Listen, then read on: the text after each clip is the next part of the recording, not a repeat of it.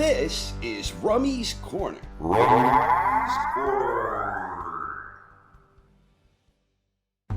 Congratulations to the new undisputed world light heavyweight champion, Dmitry Bivol. Turns out he did perform much better in the rematch after all, proving yet again that I don't know shit about boxing.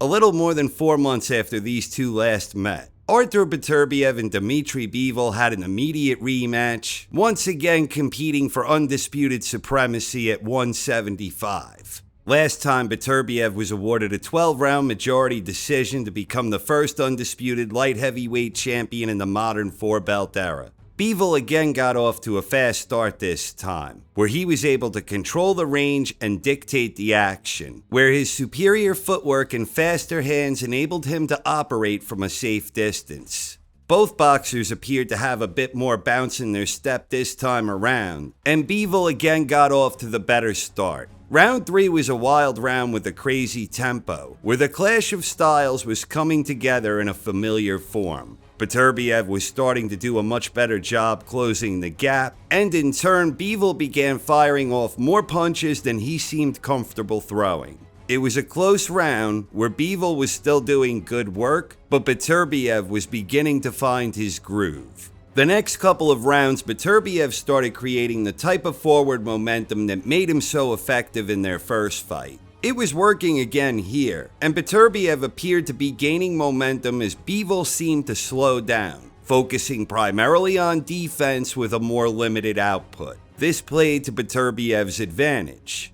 Rounds 6 and 7 saw Beterbiev continuing to do solid work, and Bivol started providing stiffer resistance, where the appeal of this particular clash of styles was once again on full display. The action was fiercely competitive and the two battled it out where the best in each style was bringing out the best in the other. In round 8, Bivol appeared to get a strong second wind, where he began moving and boxing exceptionally well. Where he was getting the sudden burst of energy from remains a mystery, but Bivol began creating some momentum of his own, and he was putting forth a very spirited effort. Over the next several rounds, Bivol had regained control of the action and he was largely dictating the terms of the fight. Last time, Beterbiev was the one who finished stronger over the second half of the contest. But this time, Bivol was the one lifting his game to new heights, where the inner fortitude of a true champion was on exhibit.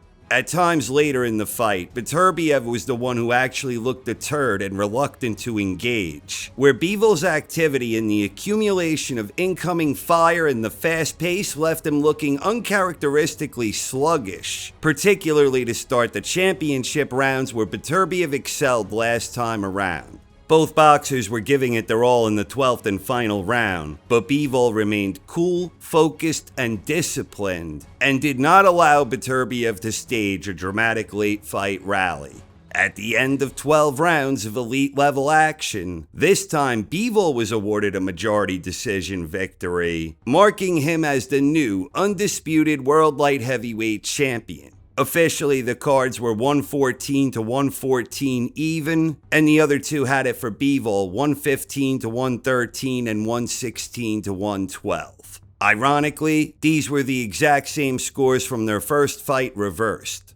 I was mighty impressed by Bivol's unwavering championship heart and resolve. I honestly thought he was making a mistake exerting too much energy at various points, and that this played into Beterbiev's strengths. Indeed, I thought Beterbiev had him right where he wanted him in the middle rounds, where the champion got himself off to a faster and better start throughout the first half of the contest this time. It felt as if Beterbiev had already forced Bivol to move and punch far more than he wanted to, depleting his energy levels, and that this would pay dividends for Beterbiev. But it didn't pay dividends, because Bivol just kept stinging away to the point that Beterbiev was the one more worn for wear. And Bivol did a sensational job consistently winning the mini battles throughout most of the second half in this one. So at the end of the day, two great champions took each other's zero, and they gave us 24 terrific rounds of elite level action, where Beterbiev won a majority decision the first go around, Bivol bounced back winning a majority decision of his own this time around, It certainly feels like the type of two-fight split that warrants a rubber match, and I for one would welcome that. Although you have to wonder if Canelo might not be tempted to finally rematch Bivol now that he is undisputed, which would no doubt represent a very lucrative opportunity for Bivol. But at one fight apiece, a trilogy fight certainly feels like the next order of business. That was a hell of a fight on a hell of a fight card. The fight card of the century, which was broadcast on the global home of boxing, live, worldwide on DAZN. To subscribe to DAZN now, click the link in the description. Congratulations once again to Dmitry Bivol. That was a damn fine performance and a well hard-earned victory. What did you think of the fight? Please share your thoughts in the comments section. Thank you very much for watching, everyone. I hope you enjoyed and have a wonderful night. This is Rummy's Corner.